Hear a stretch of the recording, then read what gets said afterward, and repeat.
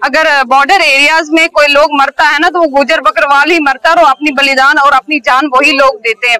तो मैं आपको बताऊं कि अगर आप यहाँ पे सुरक्षित हो ना, लाल किले के ऊपर जब झंडे लहराते हो या दिल्ली के अंदर बड़ी बड़ी बातें आप करते हो ना, तो जम्मू कश्मीर में या तो एक सैनिक लड़ता है या फिर गुजर बकरवाल लड़ता है जो पहाड़ियों पे रहता है। देखिए सरकार बिल्कुल जानती है, बाखूबी इस बात से वाकिफ है कि ये गुजर कौम है, ये नडर कौम है और इस गुजर कौम ने पूरे हिंदुस्तान ना के बल्कि बरसगीर में भी राज किया हुआ है। वो हमेशा से चाहती है कि इसको दबा कुचला के रखा जाए ताकि ये अपने, अगर ये जाग जाएंगे, एक हो जाएंगे तो ये पूरे हिंदुस्तान पे हैवी हो जाएंगे। इसलिए वो चाहती है कि ये जितने दबे रहें तो उतना ही बेहतर है। तो ये जो एसटी का आरक्षण है, ये मैं क्लियर कर देना चाहती हूँ, ये हमें 1991 में मिला था। तो उसके बाद उस टाइम जो अदर क्लासेस हैं उनकी फाइल भी वहां पर गई थी, हमारी फाइल भी गई थी और उनकी फाइल भी गई थी। अब हमारे जो लोग हैं, हमारा जो गुजर बकरवाल तबका है जो खास करके वो पहाड़ियों पे प्रवेश करता है और अपनी जो रोजी रोटी है वो उनका सोर्स ऑफ इनकम ही वही है कि वो अपने चरागा से अपने माल मवेशी के जरिए अपना जो इनकम का सोर्स है उसे गेन करता है। तो उस टाइम पे जो रिसर्च हुई, जो देखा गया कि जम्मू कश्मीर में कौन सा तबका ऐसा है कि जो एसटी की रिजर्वेशन को डिजर्व करता है, तो उसमें से निकल के आया कि जो कुछ क्राइटेरिया थे, कुछ एलिमेंट्स थे उसके अंदर कि जिसमें सेट हुआ कि जो जम्मू कश्मीर का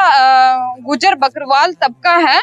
वो वाला मतलब डिजर्व करता है। तो 2 फाइलें जब गई थी, दूसरी बिरादरियों की फाइलें भी गई थी, वहां पे उस टाइम की सरकार को और उस टाइम के एडमिनिस्ट्रेशन को लगा कि ये गुजर बकरवाल जो है ये पसमानदा कौम है और सोशल स्टिग्मा इन्होंने बहुत सहा हुआ है समाज के अंदर। जैसे आपके यहाँ यूपी, हरियाणा या राजस्थान, दिल्ली में एससी वालों के साथ व्यवहार किया जाता था, शूद्रास के साथ व्यवहार किया जाता था, उस तरह का व्यवहार हमारे साथ जम्मू कश्मीर में किया जाता था। कहते थे कि अगर गंदा है तो गुजर है, अनपढ़ है तो गुजर है, अगर जाहिल है तो गुजर है, और कोई भी काम करता था तो उसे गुजर का नाम दिया जाता था। हाँ,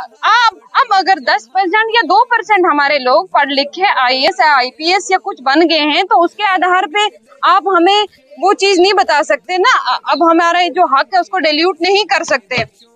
तो उनको उस टाइम पे लगा कि वाकई में इस समाज को जो ये सोशल स्टिग्मा जो ये सह रहे हैं, इनको वाकई में जरूरत है कि अपलिफ्टमेंट करने की। जब कोई भी समाज दबा कुचला होता है तो रिजर्वेशन दे के उसको मेन स्ट्रीम में लाया जाता है। तो इसलिए हमें ये रिजर्वेशन दी गई थी ताकि ये भी बाकी वाले समाज का मतलब मुकाबला कर सकें। तो उस टाइम जो बाकी वाले लोग थे उनकी जो फाइल थी वो रिजेक्ट हो गई थी, जो हमारे वाली फाइल थी वो अप्रूव हो गई थी। तो हमें उस टाइम जो एसटी मिली थी उसके अंदर भी हमें जो पॉलिटिकल रिजर्वेशन थी वो नहीं मिली थी, वो धारा 370 हटने के बाद ही मिली थी। अब जो ये रिजर्वेशन हमें मिली है धारा 370 के बाद, तो हम अब इलेक्शन में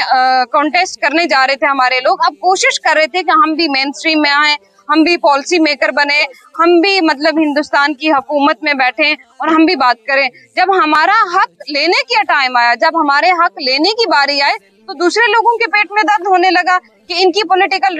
नुमाइंदगी क्यों शुरू हो जाएगी। ये पॉलिटिकल मतलब नुमाइंदगी ना करें ताकि ये हमेशा से किसी के पीछे झंडे उठा के और नारे लगाते नजर आए। इसलिए बाकी लोग चाहते हैं कि इनको जो जिनकी जो रिजर्वेशन है उसमें डाका डालना चाहते हैं, लेकिन हम ऐसा होने नहीं देंगे हरगिज।